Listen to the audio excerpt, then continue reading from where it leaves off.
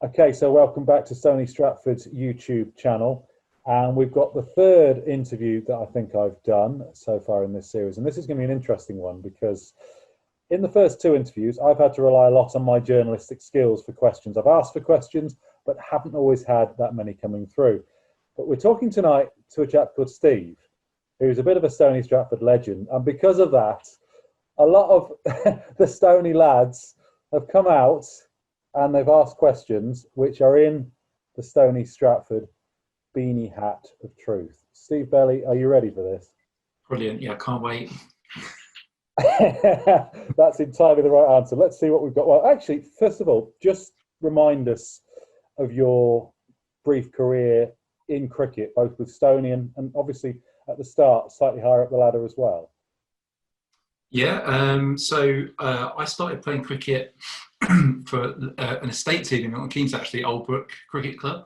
I was 9, and I was the only junior member, I think, at the time. And yeah, they kind of backed me and supported me, and I started playing men's cricket there. And then when I was 15, I joined Milton Keynes Cricket Club. And even at that stage, I didn't really have any aspirations to sort of play professional cricket or play higher standard or anything like that, but kind of things happened, and I started playing at Northants as a kid with a lot of the lads that I ended up playing in the league against for various clubs. And when I was 17, I had a trial for MCC Young Cricketers, so the Lord's ground staff. I had a year, brilliant, amazing year on the ground staff when I was 18. And then, yeah, played quite a few games, Middlesex second 11, in my up to my early 20s, and then got injured, and that was the end of that really. And that's what brought me back to Milton Keynes before I joined Stony. So tell us about the ground staff then, because that's essentially promising young cricketers are taken onto the staff at Lords, and then it's almost like an apprenticeship. So you look after the place and then you play cricket. Is that about right? Yeah, kind of. I mean, it was before like the England Academy, so I guess at that point it was the closest that you got to a sort of county cricket apprenticeship, if you like. It was a bit of an audition, really. You had a year of playing against county second 11s to try and earn yourself a contract. But in between playing as well, you've got to do some pretty brilliant duties. So covers duty was always the one that you wanted to be on, because on a good day, you didn't have to do any work, and you just got to watch either a test match or, you know, in my year, Northants played I think it was the B&H Cup final against Sussex, Warwickshire that year. And so yeah, Northants played, and I got to watch Alan Donald bowl at Northants. That was amazing. And then one of the best finals ever at Lords actually was when Kent beat Lancashire, or Lancashire beat Kent rather. Aravinda scored an amazing 100, and I was there that day watching that. You sometimes used to get to watch work in the score box. Sometimes you'd be working in the pavilion, selling scorecards for inflated prices to top up your meagre ground staff wages. It was brilliant. I loved it. I had a great year. I've still got some mates that I keep in touch with now that I met then, and quite a few of the lads went on to have sort of good careers. So yeah, that was an amazing experience that summer. So we're talking mid-90s, I'm guessing, from the fact you said it's Warwick. 95, yeah, 95. So yeah. Who was in your year group? You talked about players there who have gone on to have decent careers. Who stood out, and who went on to have a particularly good one? Alex Tudor started on the academy, on the ground staff that year. He got signed super quick by Surrey, and we ended up playing against him later that summer, and that was a memory of someone bowling particularly quickly at me. So Alex Tudor, a guy called Jamie Hewitt, who's still a mate of mine, that played a lot of minor counties cricket, but he had a really good career for a few years for Middlesex and Kent, got a lot of wickets, but played a lot of minor counties cricket. And a guy called Andy Pratt, who's Gary Pratt's brother. Remember Gary Pratt that ran out Ricky Ponting in the Ashes? So his brother Andy was a fantastic wicketkeeper for Durham for a lot of years after we were on the ground staff together. And a guy called Matthew Bell from New Zealand, who opened the batting for New Zealand in Test cricket. He was on the ground staff with us as well. So yeah, I mean, some of the lads kind of were like me, you know, ended up playing sort of second 11 cricket and then kind of left the first class game, and others obviously went on and had made careers out of it. But yeah, it was an amazing experience. That was working at Lords. You kind of at the time almost took it for granted a little bit, and you realise just how small that window is and how lucky you were as a kid to do that. So yeah, that's one of my top cricketing memories for sure. So that year comes to an end. You played a bit of second 11 cricket. What happened next? Did you go to Northants, or was it Middlesex and play a bit, or? No, I always wanted to play for Northants. So I used to go to the Centre of Excellence a lot. My mum and dad used to have to pay for me to go. That sort of shows how things have changed. So I used to pay £3 a session, go to the indoor school at Northants as it was then. And then we'd all used to run across to the football ground and watch the football straight afterwards. We used to sneak in for free. I went to the Centre of Excellence for about 3 or 4 years. And I really wanted a contract with Northamptonshire because it's my home club. And I was close, I think. One particular year I was pretty close. It just didn't happen. And so I actually got injured playing in a Middlesex second 11 game, quite badly injured. And I took a year out after that, and it was clear to me, I was never going to play county cricket after that. I lost probably a yard or so of pace, and I just wasn't going to make it.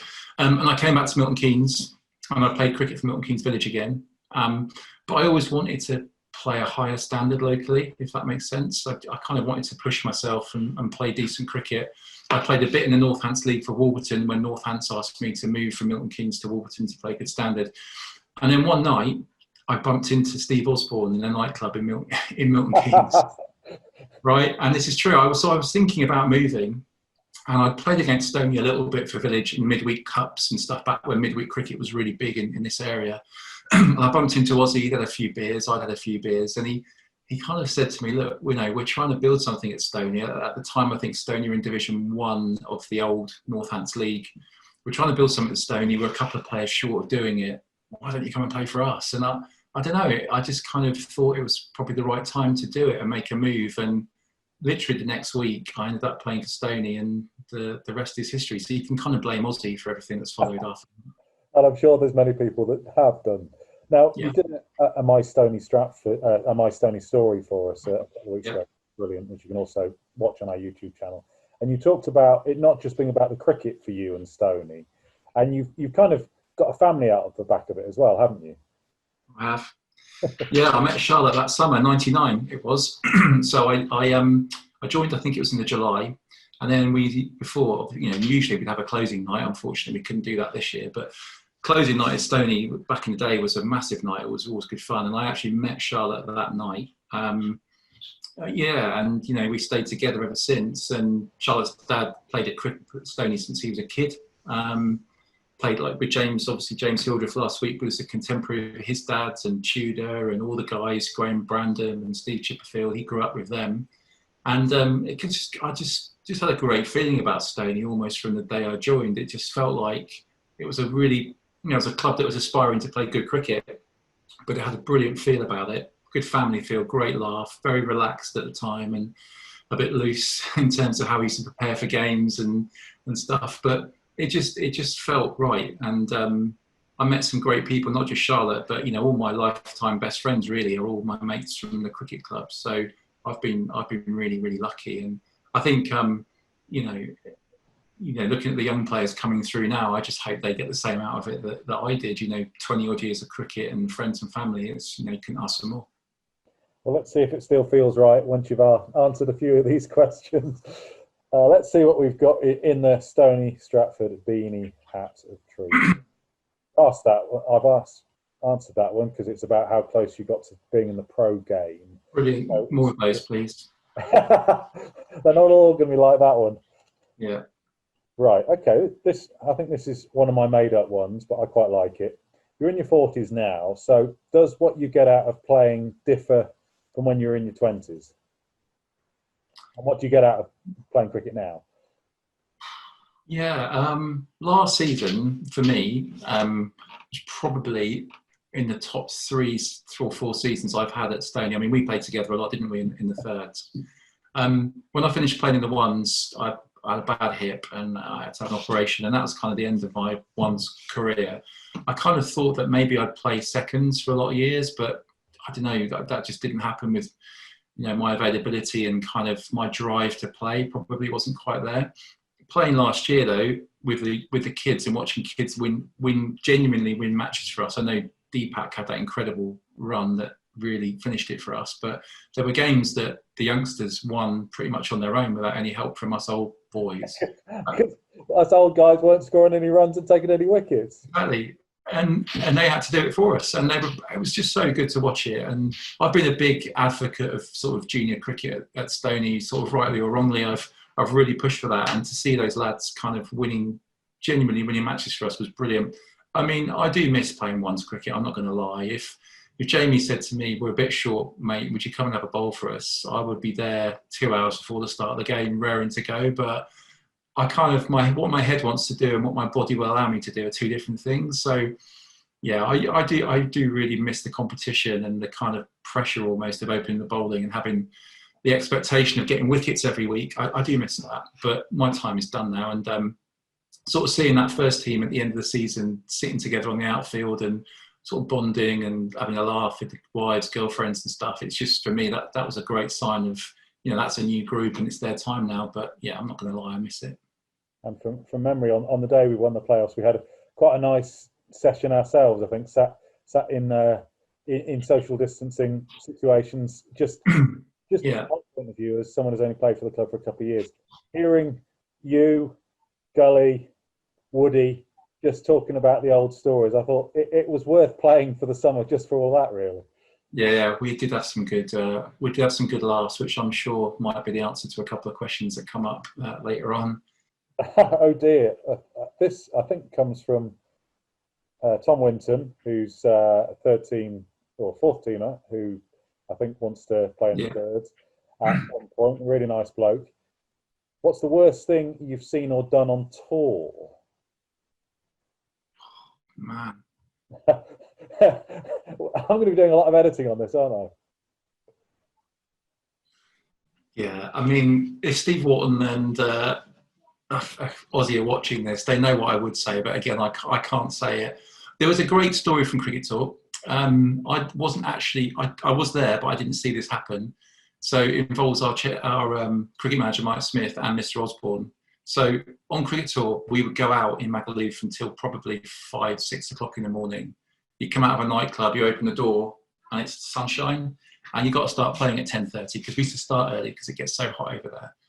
So we turned up at the ground. We were all really struggling, and we won the toss, batted, and Smudge was opening the batting. The sweat was pouring off him before he even started batting. And after about 2 overs, he's kind of waved to us and called for a drink. So Aussie has got a pint of water, but except water, he put vodka in it. Of course. I mean, why wouldn't you? And ran out onto the pitch. And of course, Smudge, because he's so thirsty, just got downed about 3/4 of it. And in the next couple of overs, just basically lost his balance and his ability to do anything. And in the end, had to be given a mercy dismissal by Jeff Parrott, where he wasn't out, but he was given out LBW. But it was either that or he would have collapsed on the pitch. So, yeah, I mean, there's been some absolute stinkers on tour, but that one was a good one. And I don't seem. I mean, I've been playing village cricket for about 10 years, and with one of my clubs, there was talk of a tour one year, maybe down to Cornwall for a few days, but there doesn't seem, unless I'm missing all the fun, to be as much of an appetite for that now. I mean, obviously the last year has been difficult with COVID and stuff, but before that even. So we used to do a tour down to Littlehampton. So when I joined, they did that. It was a week that used to go down to Littlehampton for a long weekend. That sort of was replaced by the Mallorca tour. And then I think just basically, as most of us that were part of that either stopped playing or left the club, it just doesn't seem to have continued. We do a golf tour, which is all the old knackered cricketers go on golf tour every year off to France or Spain. But yeah, I mean, it'd be great to see if the younger guys started up a tour again, because I mean, club sides still do tour, and it is brilliant fun, great bonding, loads of great stories, and it's often good cricket. You get well looked after on tour. So yeah, I hope it happens again, but maybe post-COVID it will. Who knows? Well, that was something I spoke to James Hill just about last week. About it seems even in the 10 years I've been involved in village cricket, there isn't as much of that after the game. And again, we couldn't do it last year because of COVID. Of both teams sitting around after a game, having a couple of pints, bit of banter, learning about each other, learning about the game. That seems to have disappeared as well. Yeah, a little bit. There was one of the best moments last year for me was I came back from a 13 game, and I think the ones had played Irthlingborough at home, and the Irthlingborough first team still have quite a few guys that I played against when I was playing the ones, and I hadn't seen them for years. Neil White and a couple of others, and they were down the club for probably a good hour or so, having a few beers. It was brilliant. It was just like old times.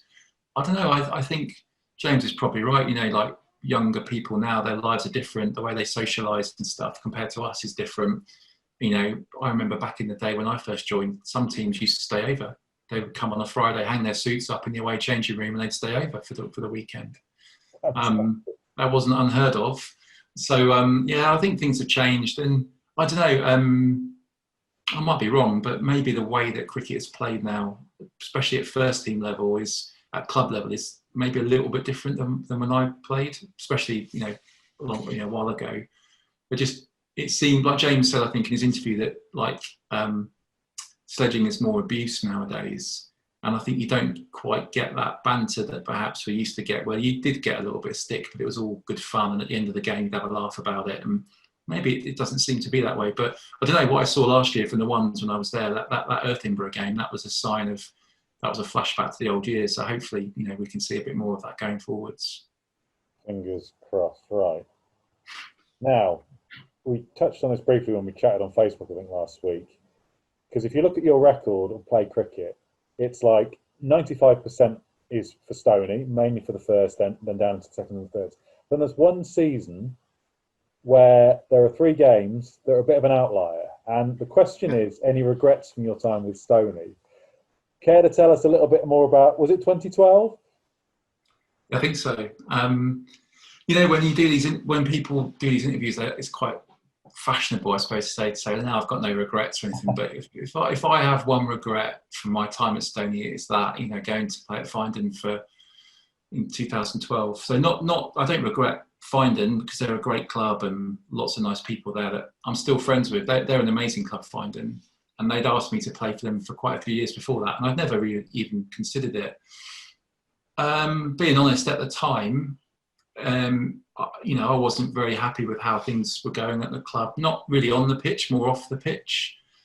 But rather than be part of the solution to the problem, I kind of ran away from it and just said, you know what, I give up. I'm going to go somewhere else. And I knew almost straight away that I'd made the wrong decision, because it's not my club, and they're not my sort of lifetime mates that I had at Stony. And I made a really emotional decision to do that. And I think it was a good life lesson for me, for not just for cricket, for outside of cricket, that, if you have got a problem, don't run away from it, be part of the solution. So yeah, I played 3 matches, and I just said to them, look guys, I can't do this anymore. And then I had to go back to Richo and Smudge, I think at the time, and Dion, who was the captain, and begged to come back, basically, and they stuck me in the 2s, and they made me work my way back in, quite rightly. But yeah, I do regret that. I wish I'd kind of just worked it out, maybe taken a year off or taken some time off. But that is definitely one decision I'd take back if I could. And that can't, without going into too much detail, that can't have been an easy conversation to come back. I wouldn't have thought. No, but I knew. No, it wasn't. But I knew that I'd made the wrong decision, and I wanted to try and put it right as quickly as I could. And I get reminded about it all the time by the lads. But there's nothing I can do about it now. And as I said, it's no reflection on Finding, because they're an incredible club and they made me feel so welcome. And it wasn't anything to do with them. But I just knew I'd made the wrong decision, and so I had to be honest and just say, look, I've made the wrong decision. I want to come back. And to be fair to the guys, they were really good about it and took me back pretty much straight away. And as you say, if there are any of our younger players watching this, if they've got this far past the images of former wicketkeepers in changing rooms, basically it's learning a lesson, and yeah, they'll get something from hearing you say that. I think the thing is that in any sort of cricket career, whether it's a club cricket career, semi-professional, professional, you're always going to come up against adversity at some point. Something's not going to go your way. If you run away from it, you'll always run away from it. The first time cricket gets too difficult for you, if you don't face up to it, then every time it's difficult, you'll have the same reaction. And if the club's worth fighting for and you enjoy your time at the club, if things don't go particularly well, I would just say don't give up. Just be part of the solution. and think beyond the next season or the next game. You know, think about the big picture, which is something I didn't do even back then. So yeah, lesson for me, but hopefully a lesson for some others as well. Well, let's move on to a different topic. I've got 3 words written down here. Devon Malcolm anecdote. Oh man, that was one of the funniest things I've ever seen on the cricket pitch. So we were playing Brixworth, and they had a period in the sort of late 2000s, I think, where Jason Gillespie, who's the former Australian Test cricket, obviously, and coach, and Devon Malcolm were playing for them. I think Devon lives out that way. He's associated with the club and his kids play there. Anyway, we're playing Brixworth. It's surreal enough that Devon Malcolm is playing against us. I had to bat against him, and even though he was my age now, it's still him running in at you with that sort of distinctive holding the ball like that, and that sort of, you know, that run was quite surreal. But anyway, we bowled Brixworth out for not very many. He walked out to bat about number 10. And he got about halfway to the crease before he realised that he hadn't put his box in. So he started. He waved to the Brixworth lads, and he shouted, "Someone get me a box!" And there was a short delay before a guy called Dave Marlowe ran on, not with a box but with a washing up bowl, and obviously implying something. And honestly, we just couldn't play. It took us about 15 minutes to restart the game, and I had to bowl, and I just had to keep stopping and turning around. And I think that's definitely one of the funniest things I've ever seen on a cricket pitch. It was brilliant. I'm always intrigued with that sort of a situation, because in Test cricket, Devon was a great bowler on his day, but wasn't much of a batsman. But when he came down to sort of Premier League level, could he bat, or was he still, you know, he'd have that one shot where he'd whack it over the top for 4 and then he'd get out straight afterwards? Yeah, like he could bat, as in, you know, he'd be a reasonable club batsman and he could give it a whack, but he didn't really have the patience, I don't think, to be a batsman. So yeah, he'd play a couple of decent shots and then probably have a big swing at something and get bowled. But yeah, no, he wasn't that much of a batsman even at club level, but he could seriously bowl still at that point. That's for sure. Did he actually attempt to bat wearing the washing bowl? Clear that one up. No. No, he didn't. But he didn't see the funny side, actually. He was the only one on the field that didn't smile. The rest of us had all lost it. But I don't think Big Dev thought it was that funny, to be honest. Right, next up. Yeah. Oh, weirdly, the question is funniest moment in the game.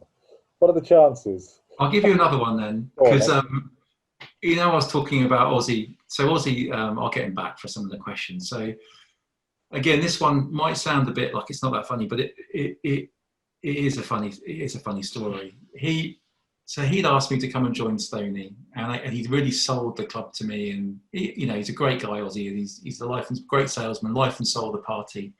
So I turned up for my first game, and we're playing Brixworth actually. It's at Stony. And I remember I didn't know the lads that well. I knew Steve Wharton a little bit, and I knew Aussie a little bit, and I knew James Camwell, and that was pretty much it. And Smudge. Anyway, for the game, we're in the changing room, and Aussie and we haven't even bowled a ball, and Aussie and Wharton are going at it, hammer and tongs. So Wharton's telling Aussie how to bat, Aussie's telling Wharton how to bowl. There's all sorts of barbs flying around. We walk out onto the pitch, and before we know it, this is my first game. I'm thinking, what's going on here? Aussie and Wharton start to have a fight, a physical fight. Now, I say fight loosely because it is the worst fist fight I've ever seen in my entire life. In fact, there were no fists. It was just slapping like that and sort of kicking, and it was absolutely dreadful. And but they've been like that since the last 20 years. You know, they'll have an argument one day and best mates the next day. But it was the opposition were all stood there going, "What the hell's going on here?"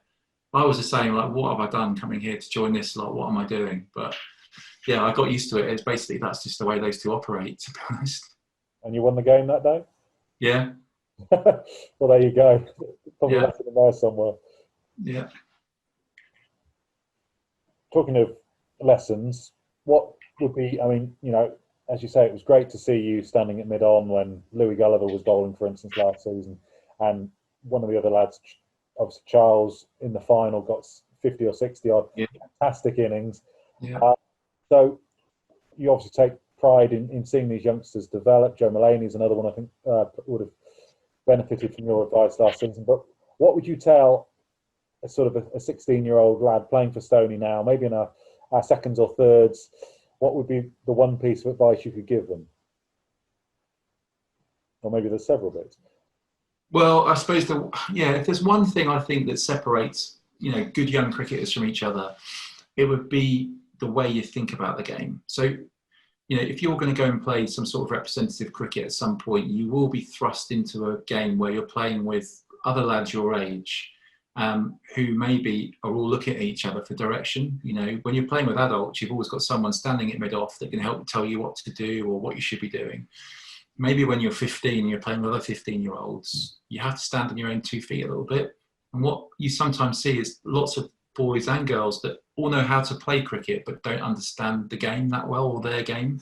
The ones that I saw when I was growing up that really went on to do great things were the ones that really understood cricket and understood their role in their game. And so the more you can really watch and listen and learn from adults and coaches and really understand what your role is and forget everything else, I think that really sets you up for success as a youngster. And it doesn't come naturally to everyone. It didn't come naturally to me. I was a young kid that ran up and bowled as fast as he could and just got told what the captain could do. Sorry, I did what the captain told me. But when I started playing county second 11 and MCC young cricketers, I was being asked, what field do you want? How are you going to get the batsman out? And sometimes I didn't know. And that's just because I hadn't really worked out my game. The quicker you can work out your game and what you're good at, the better, I would say. And what would you say to 40-year-old men who throw the ball back to you when it's a new ball and it bounces before it gets to you? Keep the ball up, you idiot, would be the first thing I would say. No, I think that I just thought last year was great with the third, just the amount of enjoyment that we had and the way we all clicked. And there were times like where you got runs when we needed them. Not often enough. Yeah, you did well, mate. You did all right. Don't be too hard on yourself. I think you're the hardest trying fielder I've ever seen as well. You look in absolute agony every step you take. Looks like you're in agony, but you try so hard. And I think, obviously Woody scored runs. Gully contributed when he could be bothered to turn up. The non-captain, shocking. And Neil Futrell, Neil just is a machine.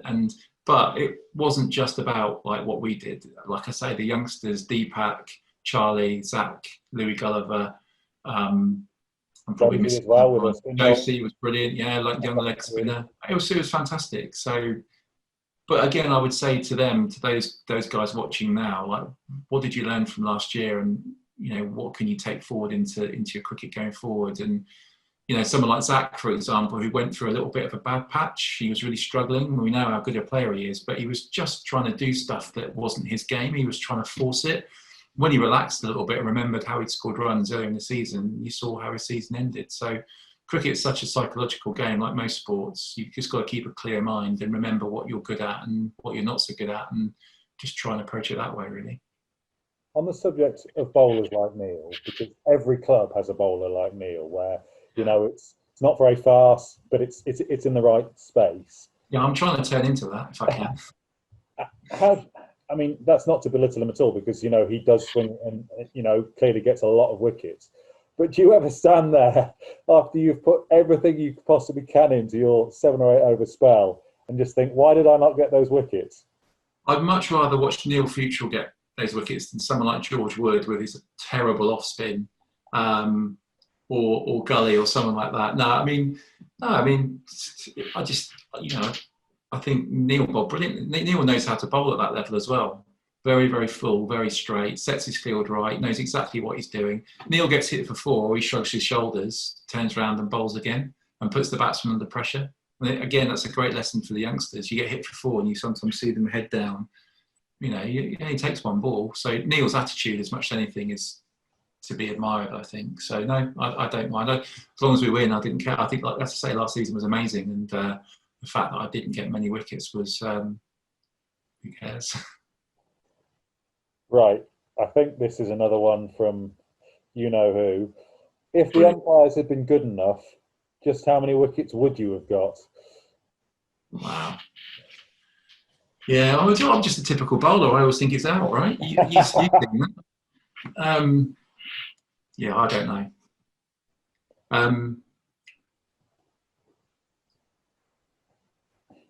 Yeah, I don't know. You kind of sometimes you in the heat of the moment you think that's dead out, and you'll walk up to the wicketkeeper and you go, that was out, wasn't it? They go, no, mate, it was missing leg stump, and you just have to deal. But it's the same with batsmen. Sometimes I remember George walking off. This is a good. George walked off at Peterborough one day, and he was batting with Shannon, our overseas player. George was batting really well. Got to keep him out of LBW. He was not happy. He walked off. The bat goes. The old helicopter. And he sat in his chair for 30 overs, kept his pads on while Shannon was batting. And he didn't want to move until Shannon had told him that the ball wasn't hitting the stumps. Shannon got out for about 80, walked off. George straight away, Shannon, was I out? And Shannon went, absolutely dead, mate. And it's the same with bowlers. Sometimes you think it's out and it's not. So but you've also got to know how to get the umpires on your side a little bit. And I haven't always been the most successful at that. So yeah. I was, as a batsman, if I'm out, I'm always scared to ask the guy at the other end a little bit in case he does say, yeah, no, you're stone dead, mate, stone dead. Because you've always got in the back of your mind, you think if it wasn't out, then you've been hard done by, rather than the fact that you're just not very good at cricket. I always know I'm out because my stumps are all over the place. What sort of batting have you done for Stony? I mean, I've seen you a couple of times come in there, and you seem to know what you can do. You've got a lot of bowling awards. Has there ever been a good day out with the bat? Oh, I'm so glad you mentioned that. I did actually win the batting award one year. Okay. With a collective sigh of groans from many people watching. I think that was a pretty bad year for the club, to be fair. So I don't really claim that one, but I can bat all right. I mean, when I joined Stony, I probably batted. I was more middle order. I think I batted 6 my first game, got 40 odd. The next week I batted 10. Welcome to Stony Stratford. But no, I mean, by the end I was really more of a blocker or a slogger. I wasn't a proper batter, but I could, I got some runs for Stony now and again, and I would never claim to be an all-rounder. I was definitely a bowler who could bat a little bit, at best. I'll clip that and I'll change it so it says I was always an all-rounder. Let's see what people say. No. Now, I'm going to ask this question with tongue firmly in cheek, like a lot of these. Right. I think the first game I played with you, probably the first time I met you, you got 6 for 3. And I think you took yourself off. This was, I'm going to say, Yelvertoft away, so a really long trip. And you took yourself off, and I think you basically said to the captain that day, look, come on, let someone else have a go. When you're playing in the thirds, having played and in the fourth and fifth, do you ever feel like you're a bit of a bully to some of the opposition batsmen because you've obviously played at such a high standard? On the right wicket, when it's not very safe, bounce. I can't bowl anywhere near as fast as I used to be able to bowl, but I can still get it through at third team level at a reasonable rate. And when people are coming out with no helmets on and the ball's popping off a length and going over wicketkeepers' heads, you don't want to see anyone get hurt. And I think the other side of it is I still feel, probably wrongly, but for me, like third team cricket, you don't want to turn up and bowl the opposition out for 30 and finish the game in an hour. You want to have a game. So on those rare occasions when it's gone like that, I kind of feel that, it's best for me to come off. But it hasn't been that many times, to be fair. And I wouldn't do it in a ones game. Turning that question around, because I'll be honest, there's been occasions when I've seen your name on the team sheet for the third and thought, right, okay, we're going to bowl a side out for 50, just because I've seen you take the 6 for 3, and I think there was another game where you got 2 or 3 wickets in the first over.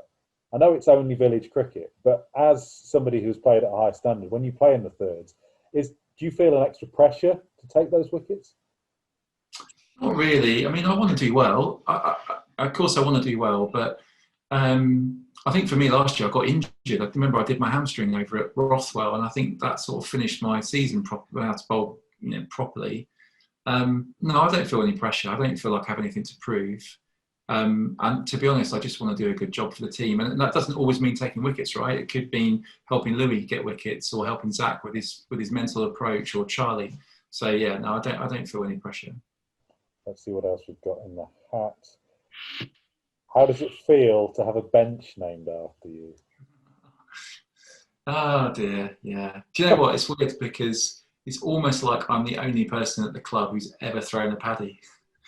Um, but I have thrown a few. I have thrown a few. Yeah, that day I remember it.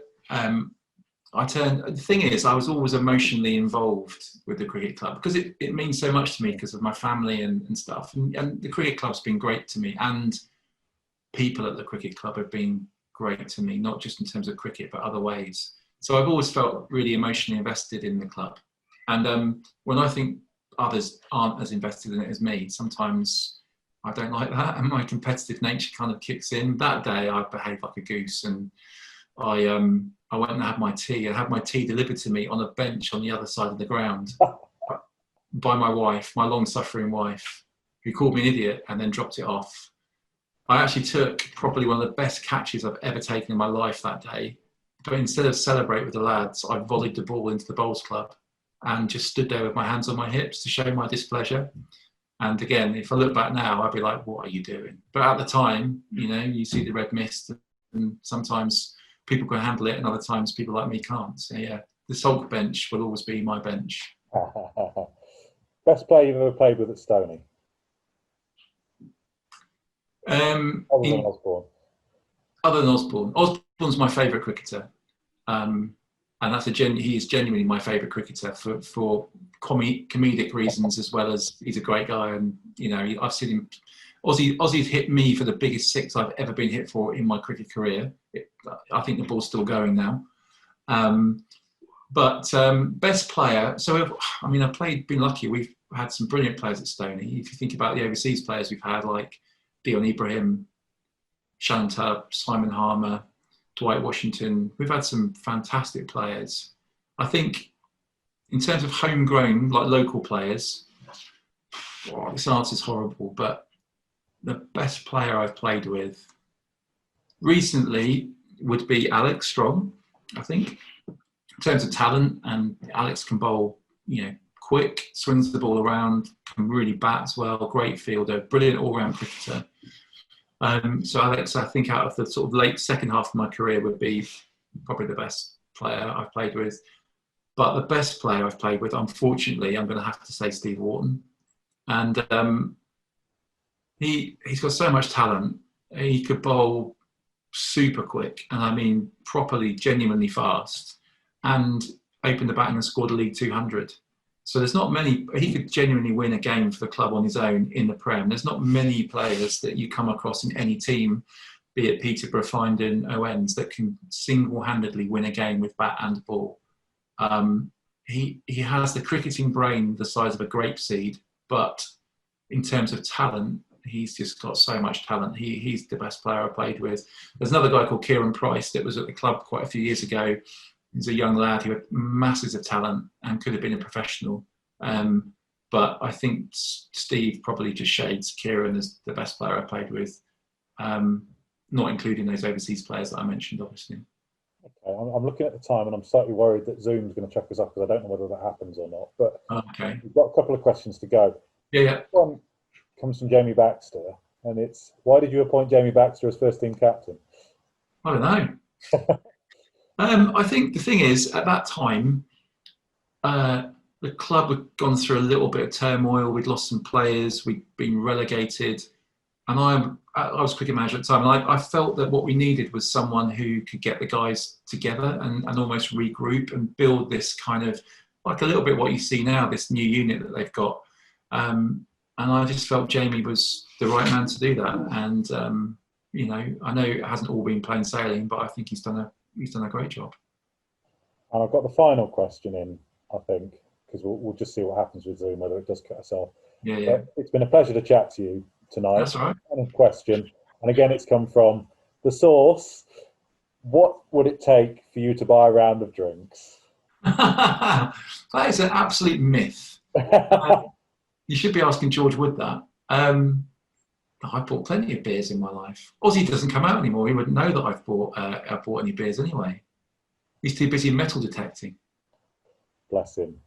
Okay. Anything else you'd like to add just before we finish? Any final words what are your hopes and dreams for the 2021 season? Just to play cricket, I suppose.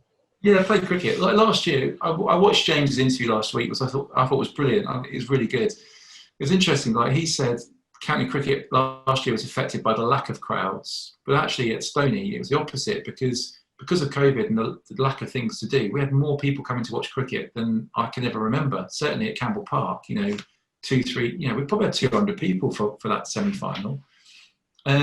So atmosphere-wise, it was incredible. And also, I think, like availability, so many people wanted to play last year. We had 65, 70 people, I think, at some points wanting to play. So if we can continue that this year and build on that momentum that we built up last year, that would be perfect. And I think, to be honest, I'd love to be able to just sit outside, have a beer after the game, sit in the clubhouse and just get back to some sort of normality. And, you know, for me, there's nowhere more normal than the cricket club. Like us, follow us, watch us. It's Stony Stratford Cricket Club.